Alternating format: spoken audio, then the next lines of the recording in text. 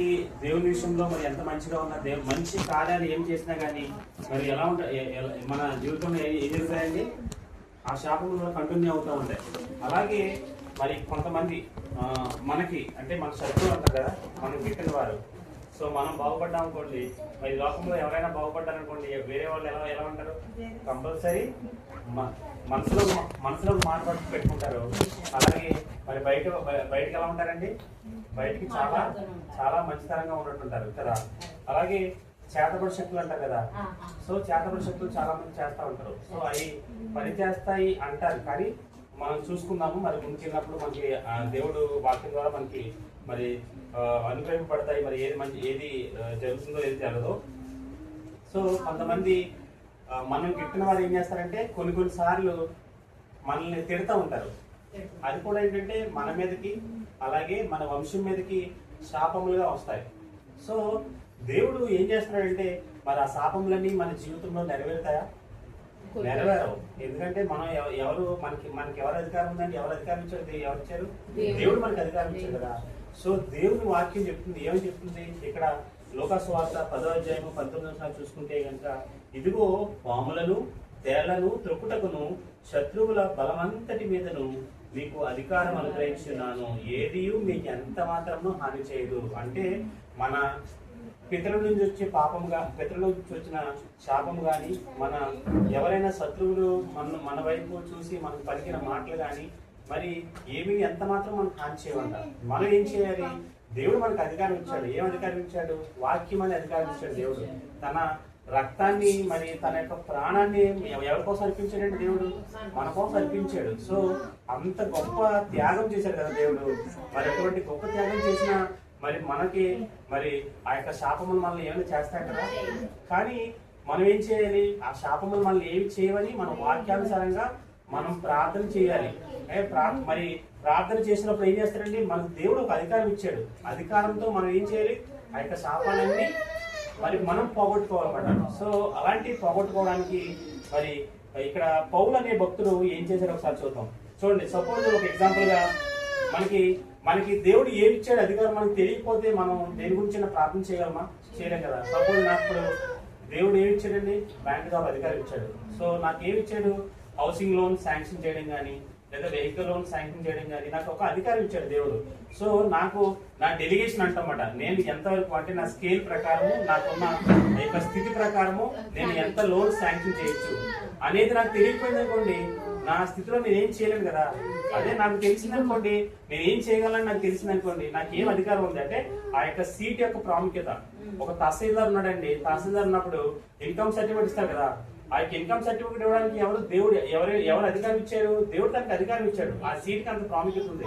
ఒకవేళ ఆ సీట్ ఆ ప్రాముఖ్యత తెలియలేదు అనుకోండి, నేను ఎప్పుడైనా వెళ్ళాను, వేరే వాళ్ళు ఎవరైనా వెళ్ళినప్పుడు ఆ యొక్క ఇన్కమ్ సర్టిఫికేట్ కావాలనుకున్నప్పుడు తను ఏం చేయలేడు కదా. సో మనకు వచ్చిన అధికారం మనకు తెలియాలన్నమాట.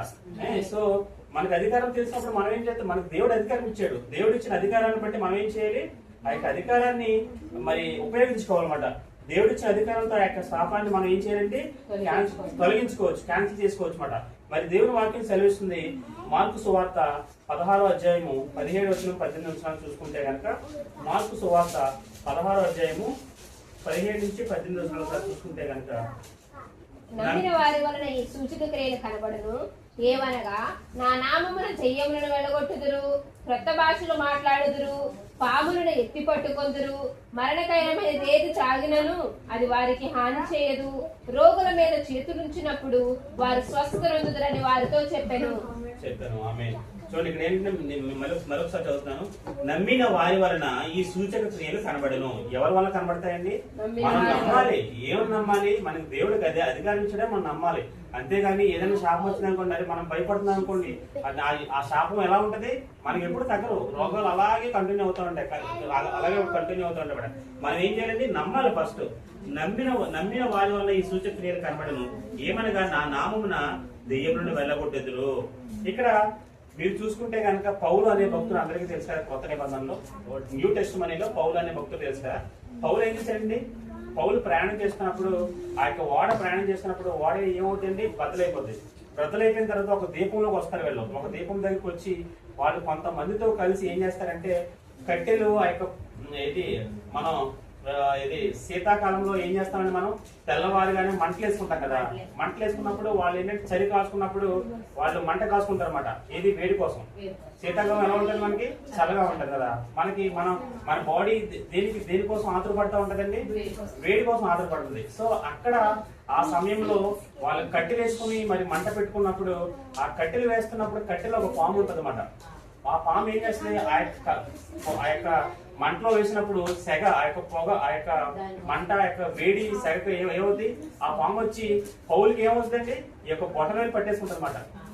బొటన వేలు పట్టేసుకుంటుంది. బొటన వేలు పట్టేసుకున్నప్పుడు మరి పౌలకి మరి తెలుసా అధికారం, దేవుడు అధికారం ఇచ్చాడని తెలుసు కదా, దేవుడు అధికారం ఇచ్చాడని తెలుసు కదా. సో ఆ వాక్యంలో మనం చూసుకుంటే కనుక పాములను ఎత్తి పట్టుకుందని అంటాడు అనమాట. పాములను ఎత్తి పట్టుకుంటున్న దేవుని వాక్యం గుర్తొచ్చినప్పుడు తను ఏం చేస్తాడంటే ఇలా ఆ యొక్క బట్టలు మనం ఇలా జాడిస్తాం కదా, అలా జాడిస్తాడు. జాడినప్పుడు ఏమవుతుంది, అప్పుడు వదిలేస్తుంది అనమాట. అలా పాము పట్టుకున్నప్పుడు అక్కడ ఉన్న వాళ్ళందరూ ఏమంటారంటే, అక్కడ చాలా విషపూరితమైన పాములు వాళ్ళకి తెలుసు. సో వాళ్ళు ఏమంటారంటే, ఫస్ట్ అయ్యో పౌలు ఎన్నో పాపములు చేసేటేమో, భక్తిపరుడని ఎవరికి తెలియదు మాట. సో చాలా పాపములు చేశాడని, అయ్యో ఈయన చాలా ఏమిటి పాపి అందుకని అంత. ఇక్కడ చాలా మంది ఉన్నారు, చాలా మంది ఉన్నా కానీ ఎవరిని పట్టుకుంది పాము, మరి పౌలు పట్టుకుందని మరి వాళ్ళందరూ అంటారన్నమాట. అనుకున్నప్పుడు ఈయన ఎంతసేపు మరి బ్రతకడు, ఒక 5 నిమిషాల్లో మన ఇల్లు కట్టుకుని చనిపోతాడు అని వాళ్ళు ఏమంటారండి, వాళ్ళు చెప్పేస్తారు. చెప్పేసినప్పుడు పాము ఏం చేస్తాడు, ఏం చేస్తాడు, దేవుడు తనకు అధికారం ఇచ్చాడు కదా. అధికారం ఇచ్చినప్పుడు తను ఆ యొక్క బట్టలు గుంజినప్పుడు ఇలా అన్నప్పుడు ఆ పాము ఏంటంటే అందులో పడిపోయి అదేంటంటే కాలిపోతుంది అనమాట. కాలిపోయిన తర్వాత వాళ్ళు అనుకుంటారు అనమాట, అయ్యో 5 నిమిషాల తర్వాత చనిపోతారు, 10 నిమిషాల తర్వాత చనిపోతారు. కానీ ఏంటంటే పౌలు ఏం చేస్తాడు, 10 నిమిషాలైనా చనిపోడు, 15 నిమిషాలైనా చనిపోడు, 1 అవర్ అయినా చనిపోడు. ఏమి ఇచ్చాడు, ఎవరిచ్చాడు అధికారం, దేవుడు అధికారం ఇచ్చాడు. మరి మనం కూడా మన జీవితంలో ఎవరైనా ఇప్పుడు మనం ఆ యొక్క స్థితిని బట్టి మనం వాళ్ళ మంచి కోరాలన్నా కానీ వాళ్ళు ఎలా ఆలోచిస్తారని మన కోసం, వీళ్ళు ఏదో మనకి చెడు ఆలోచించారేమో అనుకుంటారు కదా. అప్పుడు ఏం చేస్తారు, వాళ్ళు మనకు తిట్టుకుంటారు కదా. కానీ ఏంటంటే ఆ తిట్లు కూడా మనకేమో పని చేయమన్నమాట. మనం ఏం చేయాలి, దేవుని సన్నిధానంలో ప్రభువా నేను మంచి చేయాలని అందుకనే మనం ఏం చేయాలి, ఒక క్రైస్తవుగా, ఒక మంచి క్రైస్తవ కుటుంబంగా మనం ఏం చేయాలంటే ఎప్పుడు కూడా వాళ్ళకి ఎవరికైనా కానీ చెడు చేయాలని మనం కోరుకోకూడదు, మంచి చేయాలని మాత్రమే కోరుకోవాలి. కోరుకున్నప్పుడు ఏమొస్తుంది, ఆ యొక్క ఎవరైనా నిజంగా మనం శాపం పెట్టినా కానీ అది ఏమవుతుంది, ఆ శాపం దేవుడు ఏం చేస్తాడు, మనకి ఆశీర్వాదకరంగా మారుస్తాడు. ఒక భక్తుడు ఉన్నాడు, ఎవరు, షిమి అనే ఒక ఆయన ఉన్నాడు. దావీదు తన యొక్క కుటుంబాలతో కలిసి ఎక్కడ అడవుల్లో ప్రయాణం చేస్తున్నప్పుడు ఏమని చెప్తాడు, షిమి చీపో, నరహంతకుడా, దుర్మార్గుడా, చీపో అని ఏం చేస్తాడండి, శపిస్తాడు కదా. దావీదుని శపిస్తాడు. కానీ దావీదుని శపించినప్పుడు సిరియా కుమారుడైన మరి ఆ యొక్క యోవాబు కుమారుడు, సిరియా కుమారుడు ఒక ఆయన ఉన్నాడు, ఎవరు సైన్యాలకు అధిపతి అయిన ఆ యొక్క ఒక ఆయన ఉంటాడనమాట. దావీదు సైన్యంలో పనిచేసే ఒక అధికారి ఉంటాడు, తన మామగారు ఎవరో. సో తను ఏం చేస్తాడు, దావీదు అదే మావయ్య ఒక్క అధికారం ఒక మాట సెలవి నేను చంపేస్తాను అన్నప్పుడు దావీదు ఏం చెప్తాడండి, దావీదు ఏం చెప్పడు, ఒకవేళ కనుక ఈ యొక్క శాపం వలన దేవుడు నాకు ఆశీర్వాదాన్ని ఇస్తాడేమో అని ఏం చేస్తాడండి దావీదు, ఒక మాట కూడా యెహోవా నాకు మేలు చేయనేమో అని ఏం చేస్తాడండి. ఆ యొక్క శాపం మరి ఆ యొక్క పరిస్థితుల్లో మనం ఉన్నాం అనుకోండి, మనకి ఎలా ఉంటది, మనకు అసలే ఉడికిరొచ్చాం కదా. మనం ఏం చేస్తాం, అది శాపం అయినంటే మనం ఒక మాట అంటే మనం 2 మాటలు కంపల్సరీ రావాలి. లేదంటే ఒకసారి తిట్టాడని కూడా మనం వెళ్ళి కొట్టేది అంత ఉక్రోషంగా ఉంటాం. కానీ ఏంటంటే మనం ఏం చేయాలి, దేవుని నమ్ముకున్న వరంగా మనం ఏం చేయాలి, చాలా శాంతిగా ఉండాలి. అలాగే మనం చాలా కంట్రోల్ గా ఉండాలి. మన నోటిని మనం మాట్లాడడానికి ఆతురపడకూడదు అన్నమాట. ఏం చేయాలండి, మనం మాట్లాడడానికి ఆతురపడకూడదు. నువ్వు వాళ్ళు చెప్పిన మాటలన్నీ విన్న తర్వాత మనం మాట్లాడచ్చు. ఎదుటి వ్యక్తికి మనం ఏం ఇవ్వాలంటే అవకాశం ఇవ్వాలి. అవకాశం ఇచ్చిన తర్వాత తన స్థితి ఏంటో తెలియదు, తన మనసు ఎలా ఉందో తెలియదు, తన సందర్భం ఎలా ఉందో తెలియదు. తన సందర్భాన్ని బట్టి మనం ఏం చేయాలి, కొంచెంసేపు ఆగాలి. కొద్దిసేపు ఆగిన తర్వాత ఏంటంటే దేవుడు మాట్లాడతాడు నీతో. ఇప్పుడు మనం ఎవరైనా గొడవ పెట్టిన తర్వాత ఫటాఫట మనం కూడా వెళ్ళి గొడవలు పెడతాం. కానీ కొంత సమయం ఆగిన తర్వాత దేవుడు మనకి ఏం చేస్తారండి, కంపల్సరీ ఇది సమాధానం మనకి ఇస్తారు కదా. సో సమాధానం మనకి ఇచ్చినప్పుడు మనం ఏం చేస్తాం, అప్పుడు కంపల్సరీ ఆగుతాం. ఆగిన తర్వాత ఇప్పుడు వెంటనే స్పందించడం వేరు, కొంత సమయం ఆగిన తర్వాత స్పందించడం వేరు కదా. అలాగే అక్కడ దావీదు ఏం చేయండి, దావీదు ఏమనలా. సో ఓకే, తను శపించని దేవుడు ఒకవేళ కనుక ఆ యొక్క శాపం ద్వారా నాకు ఆశీర్వాదాన్ని ఇస్తాడేమోనని దావీదు కూడా ఏం చేశాడండి, ఇక్కడ చూడండి రాజు యొక్క లక్షణాలు ఎలా ఉంటాయి. రాజు అంటే రాజే కదా, రాజు అంటే రాజే, ప్రజలు అంటే ప్రజలు. అంటే రాజు యొక్క అధికారం ప్రజలు కూడా కదా దేవుడు, ప్రజల యొక్క అధికారం రాజు కూడా కదా. సో ఆ సమయంలో కూడా దావీదు ఏం చేయడండి, దావీదు చాలా నెమ్మదిగా సమాధానంగా ఉన్నాడనమాట. అలాగే అక్కడ చూడండి పౌలు భక్తుడు కూడా ఏం చేయడండి అక్కడ. సో అక్కడ మనం ఎక్కడ ఉన్నాము, సో అక్కడ అందరూ ఏమనుకుంటారండి పౌలు గురించి, ఇది చనిపోతుందని అనుకున్నారు. కానీ తన బ్రతికిన తర్వాత ఫస్ట్ ఏమన్నారు, పాపి అన్నాడు. తర్వాత ఏమన్నారు, వాళ్ళందరూ కలిసి నీతి మంత్రులు అన్నారన్నమాట, నీ దేవదూత అన్నారు. ఒక పాము కలిసింది, విషపాము, అదే అడవిలో పాము, చాలా విషపూరితమైన పాము. అది కలిసినప్పుడు చనిపోలేదు అనుకోండి, ఏమనుకుంటారు, ఈయన దేవదూత అనుకున్నారు అనమాట. ఫస్ట్ ఏమనుకున్నారు, పాపి అనుకున్నాడు. తర్వాత ఏమనుకున్నారు, వీళ్ళందరూ కలిపి దేవదూత అనుకున్నారు అనమాట. అట్టి అధికారం ఇచ్చారు, దేవుడు ఇచ్చాడు అనమాట. సో మనం కూడా ఏం చేయాలి, ఆ యొక్క ఎటువంటి సందర్భం అయినా కానీ మనం ఆ యొక్క దేవుని అధికారంతో మనం ఏంటంటే ప్రార్థన చేయాలన్నమాట. దేవుని అధికారంతో మనం దేవుని యొక్క వాగ్దానాన్ని మనం నమ్మినప్పుడు మనం ఆ యొక్క సూచక్రియలు మనకు కనబడతాయి అన్నమాట. అలాగే సాధు సుందర్ సింగ్ గారు ఉన్నారు, మీకు తెలుసు కదా సాధు సుందర్ సింగ్ గారు.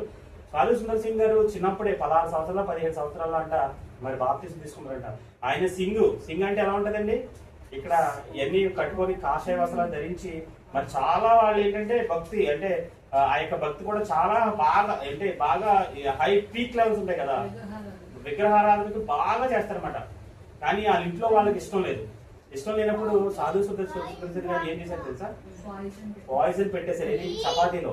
వాళ్ళు చెప్పి చూశారు, వాళ్ళ తల్లిదండ్రులు చెప్పి చూసిన తర్వాత ఏం చేశారు, తన మాట ఏం లేదు, నాకు నీ ఆస్తి కూడా వద్దు, నేను నా యొక్క సేవ, నాకు ఎప్పుడు దేవుడు సేవ నాకు దేవుడు ఉన్నాడని తను వెళ్ళిపోవడానికి రెడీ అయిపోయాడు. సర్లే నువ్వు వెళ్ళిపోతున్నావు కదా, లాస్ట్ ఒకసారిగా మొత్తం అందరితో కలిసి భోజనం చేయమని తనను ఒప్పించి తన యొక్క ఫ్యామిలీ మెంబర్స్ అందరూ ఏం చేస్తారు, చపాతీలో విషయం కలిపేస్తారు అనమాట. విషయం కలిపేసిన తర్వాత విషయం తను తినేస్తాడు, ఆ యొక్క చపాతీ తినేస్తాడు. తన కుటుంబ సభ్యులందరికీ తెలుసు ఏమని, తను చనిపోతాడు, కాసేపు అయిన తర్వాత తను చనిపోతాడు.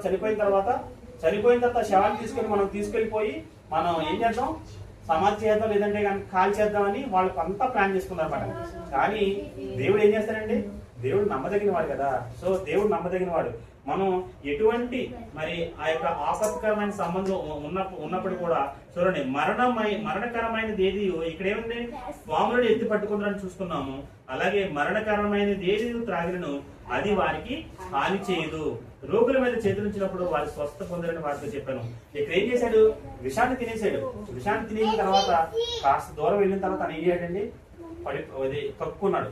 కక్కిన తర్వాత రక్తం కక్కున్న తర్వాత పడిపోయాడు అనమాట. పడిపోయిన తర్వాత ఎవరో మరి అన్నామకుడు ఎవరో వచ్చి తను ఏం చేశారు, ఒక రైల్వే హాస్పిటల్లో జాయిన్ చేశారు. రైల్వే హాస్పిటల్లో జాయిన్ చేసిన తర్వాత ఒక డాక్టర్ గారు ఏమన్నారంటే, తన యొక్క రక్తం అంతా విషమైపోయింది, రక్తం అంతా విషమైపోయింది అన్నప్పుడు తెల్లవారినప్పుడు అతను చనిపోతానని డాక్టర్ సర్టిఫికేట్ ఇస్తారన్నమాట. సర్టిఫికేట్ ఇచ్చిన తర్వాత నెక్స్ట్ డే మరి ఉదయం 9 గంటలు 10 గంటలు అవుతుంది అన్నప్పుడు ఒక స్ట్రీట్ ఉంటుంది కదా, ఆ స్ట్రీట్ లో సాధు సదస్సుగా ఏం చేస్తారంటే, ఏసే నిజమైన దేవుడు, ఏసే రక్షకుడు, ఏసే మరి మన పాపాలని క్షమించే అని అన్నప్పుడు ఆ డాక్టర్ గారు చూస్తారన్నమాట. డాక్టర్ గారు చూసినప్పుడు ఏం చేస్తారు, మరి డాక్టర్ గారు వెళ్తాడు, ఏంటి నువ్వు నిన్న నీకు విషం ఎక్కింది కదా, మరి నీ యొక్క రక్తం కూడా మొత్తం అంతా విషమే కదా, నువ్వు చనిపోవాలి కదా అని అన్నప్పుడు అసలు నువ్వెవరు అని అన్నప్పుడు ఈయన ఏం చేస్తాడు తెలుసా, మార్కు 16:17 మార్కు 16:17 అని ఒక వాక్యం చెప్పాలని చూస్తారన్నమాట. మార్కు 16:17 మనం ఇప్పుడు చదువుకున్నదే మార్కు 16:17. కానీ ఆ యొక్క డాక్టర్ ఏమనుకుంటాడు, ఈయన పేరే అంటే నీ పేరేంటని అంటాడు కదా, అడిగినప్పుడు మార్కు 16:17 అంటారు కదా. సో అక్కడ ఫస్ట్ హాస్పిటల్కి వెళ్ళిపోతామాట, ఈయన పేరు మార్కు 16:17 అనుకుంటాడు. ఆ యొక్క నర్సును పిలుస్తాడు, మార్కు 16:17 ఎక్కడ, మార్కు 16:17 అని అంటారనమాట. ఆ యొక్క నర్సు చెప్తుంది మాట ఇలాగా, ఆ నర్సుకు ఆల్రెడీ తెలుసు ఏమని, ఆ యొక్క మార్కు తను బైబిల్ చదువుకుంటారన్నమాట. సో ఇలా మార్కు 16:17 అనుకున్నప్పుడు చూడండి, ఆ వాక్యంలో నమ్మిన వారి వల్ల ఈ సూచక్రియలు కనబడను, ఏమనగా నా నామంలో దెయ్యములు వెళ్ళగొట్టుదురు, కొత్త భాషలు మాట్లాడుతారు, పాములు ఎత్తి పట్టుకుందరు, మరణకరమైన దేవుడు త్రాగినది వారికి హాని చేయదు. అప్పుడు ఆ యొక్క సాక్ష్యాన్ని దేవుడు విన్నప్పుడు తను ఎవరో డాక్టర్ విన్నప్పుడు డాక్టర్ కూడా ఏం చేస్తారండి, డాక్టర్ మారిపోతారు అనమాట. సో మనం ఏదైనా పాము కనబడింది అనుకోండి, మాకు పాముల్ని మనం తొక్కినా ఏమవ్వదని మనం వెళ్ళి పాములు పట్టుకోకూడదు అనమాట. అదేమవుతుంది, అదేంటంటే కావాలని చేసినట్టు అవుతుంది. ఒకవేళ మూర్ఖత్వం అవుతుందన్నమాట, దేవుణ్ణి శోధించిన వారు అవుతామన్నమాట. అలాగని ఏదో విషం తాగితే ఏమవుదానికి అన్నాడని, ఏది అవదు కదా అన్నాడని కదా అని మరి విషం తాగేసామనుకోండి మనం వెళ్ళి, అది మన మూర్ఖత్వం. అది దేవుడు ఏం చేస్తారంటే మనకు తెలియకుండా చేసినప్పుడు దేవుడు ఏం చేస్తారంటే మనం కాపాడతారనమాట.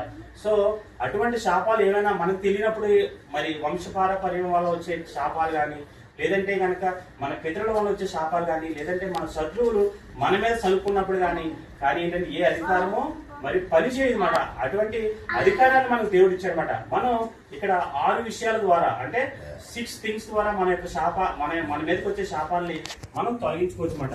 మొట్టమొదటిది ఏంటంటే ఏం చేయాలండి, దేవుడి ఇచ్చిన అధికారంతో మనం ఏం చేయాలండి, ఆ శాపాన్ని తొలగించుకోవచ్చు అన్నమాట. అలాగే రెండవది చూసుకుంటే కనుక మన విశ్వాసము ద్వారా ఏంటండి, మన విశ్వాసం ద్వారా శాపాన్ని మనం విరగొట్టుకోవచ్చు అన్నమాట.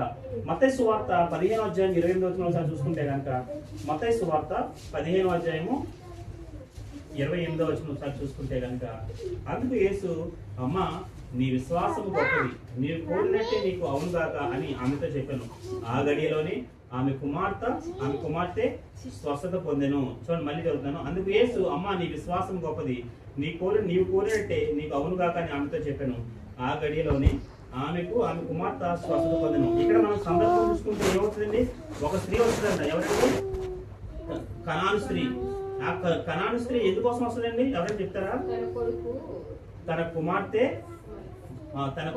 దెయ్యం పెట్టి బహు బాధపడుచున్నదని కేకలు వేస్తుందట. సో అది ఎన్ని సంవత్సరాల నుంచి? చాలా సంవత్సరాల నుంచి కదా. సో తను ఎవరి మీద విశ్వాసం ఉంచిందండి? దేవుని మీద విశ్వాసం ఉందన్నమాట. ఆ యొక్క దెయ్యం కూడా చాలా మంది చాలా యొక్క హౌసెస్ లో దెయ్యాలు అలాగే ఉంటాయి. ఇప్పుడు మనం చూడండి, రూపా సిస్టర్ గారు మరి ఒకానొక సందర్భంలో మరి తన ఇంటి పైన ఏదో దెయ్యము పట్టినప్పుడు మీరు ఎన్ని ప్రార్థన చేశారని చెప్పారు కదా, సాక్ష్యం చెప్పారు కదా. చూడండి, మనకు దేవుడిచ్చాడు అధికారం. ఎవరిచ్చారు? దేవుడిచ్చాడు. ప్రభా యేసు నామములో దెయ్యం తొలగిపోవును గాక అని అన్నాం అనుకోండి, కంపల్సరీ దేవుడు ఏం చేస్తారు? కంపల్సరీ తొలగిస్తారు. మన విశ్వాసంతో మనం ఉండాలి. అంతేగాని దెయ్యమా అని మనం బ్యాక్ వెళ్ళిపోయాడు అనుకోండి, మనం భయపడుతున్నాం అనుకోండి, అది నిజంగా మన దగ్గరికి వస్తుంది కదా. సో దేవుడు మనకు అధికారం ఇచ్చాడు. ఏది మన మీద ఉన్న ఏవి శాపాలు రాకుండా మరి దేవుడు మనకు అధికారం ఇచ్చినప్పుడు విశ్వాసంతో, మనకు దేవుడు ఇచ్చిన అధికారంతో మనం కనుక ఆ యొక్క సన్నిధానంలో ఉన్నామనుకోండి, దేవుని వాక్యాన్ని మనం నమ్ముకొని దేవుణ్ణి మనం నమ్ముకొని మనం ఉన్నామనుకోండి, దేవుడు ఏం చేస్తారండి, ఆ శాపాన్ని తొలగిస్తారనమాట. సో మొట్టమొదటి ఏం చేశాను, మనం ఏం చూసుకున్నాం, దేవుడి ఇచ్చిన అధికారంతో మనం ఆ యొక్క శాపాన్ని క్యాన్సిల్ చేసుకోవచ్చు. అలాగే రెండవదిగా మనం ఏం చూసుకున్నాం, విశ్వాసం ద్వారా ఆ యొక్క శాపాన్ని వెరగొట్టుకోవచ్చు అన్నమాట. అలాగే మూడవదిగా చూసుకుంటే కనుక మనం ఎలా మరి ఆ యొక్క శాపాన్ని వెరగొట్టవచ్చు తెలుసండి, ప్రార్థన ద్వారా మనం శాపాన్ని మరి వెరగొట్టుకోవచ్చు అన్నమాట. ఎలా అండి? ప్రార్థన ద్వారా. సో మనకి ఎర్లీ మార్నింగ్ లేచినప్పుడు లేదంటే కనుక పడుకున్నప్పుడు కానీ కొన్ని పీడకలు వస్తాయి కదా. పీడకలు వచ్చినప్పుడు మనం ఏం చేయాలి, ఆ పీడకలను బట్టి దేవుడి సన్నిధానంలోకి వచ్చి మనం ఏం చేయాలండి, ప్రార్థన చేసుకోవాలి కదా. ప్రార్థన చేసుకున్నప్పుడు ఏమవుతుంది, ఆ ప్రభువా మరి నాకు ఇలాంటి కళ వచ్చింది, నాకు ఇలాంటి యొక్క దర్శనం వచ్చింది, ప్రభువా నీ చిత్తాన్ని నాకు తెలియచేయండి. మనం ప్రార్థన చేసినప్పుడు దేవుడు ఏం చేస్తాడండి, మనకి ఏం చేస్తాడు దేవుడు, ఆ యొక్క దాని కళ భావాన్ని తెలియజేస్తాడు. ఒకవేళ కనుక అది నీకు విరుద్ధంగా, అంటే నీకు సాతాన్ని కలిగేసింది అనుకుంటే కనుక ఆ యొక్క కళ మరి నెక్స్ట్ డే మనకి రాదండి కదా. సో మనం అలా ప్రార్థన చేసుకోవాలి, అంతేగాని భయపడకూడదు అన్నమాట. సో అలా భయపడినప్పుడు మనం ఏం చేస్తారంటే దేవుడి కార్యాలు మనం జరుగుతాయి అన్నమాట, దేవుడి కార్యాలు మనం చూస్తాం అన్నమాట. సో మనం ఏం చేస్తాం, ఏమి విత్తం మరి గలతీయులకు రాసిన పత్రిక 6వ అధ్యాయము 6 నుంచి 7వ వచనం చూసుకుంటే కనుక, మనుషుడు ఏమి విత్తాడో అదే మనం కోస్తాం. అదే కనుక మనం మంచిని విత్తి మరి చెడుని విత్తి మనం మంచిని పోయివమ్మా చేయలేం కదా. ఒక ట్యాప్ మనుషుడు ఏమి విత్తునో అది ఆ పంటనే కోయును. ఏలననగా తన శరీరెచ్చలను బట్టి విత్తువాడు తన శరీరం నుండి క్షయమనే పంట కోయును, ఆత్మను బట్టి విత్తువాడు ఆత్మ నుండి నిత్య జీవమనే పంట కోయును. చూడండి, మనం ఏమి విత్తామో అదే మనం పంటకు వస్తాము. మనం చూడండి, ఎదుటి వారికి మంచిని చేయకుండా మనం చెడుని విత్తాం అనుకోండి, రేపు పొద్దున మనకి ఏం జరుగుతుంది, చెడే జరుగుతుంది. అంతే కదా.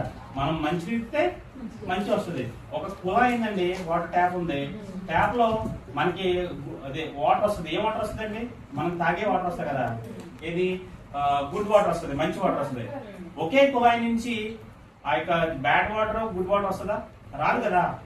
సో అందుకని ఏంటంటే మనం ఏం చేయాలంటే ఎప్పుడు కూడా ఏంటంటే మంచిని విత్తాలన్నమాట. సో ఆ యొక్క మంచిని విత్తాలంటే మరి ప్రార్థన ద్వారా మాత్రమే ఆ యొక్క శాపాన్ని మనం ఏం చేయాలండి విరగొట్టుకోవచ్చు అన్నమాట. మొదటిది మనం ఏం చూసుకున్నామండి, శాపములు ఏ విధంగా పోగొట్టుకోవచ్చు అని చూసుకున్నాం. దేవుని యొక్క అధికారంతో మనం ప్రార్థన యొక్క శాపాన్ని పోగొట్టుకోవచ్చు. అలాగే రెండవది విశ్వాసం ద్వారా, అలాగే మూడవది ప్రార్థన ద్వారా. సో మరి రిమైనింగ్ 3 విషయాలు కూడా మనం వచ్చే ఆదివారం చూసుకుందామండి. ఈ చిన్న వాక్యాన్ని దేవుడు చూసుకుంటారు.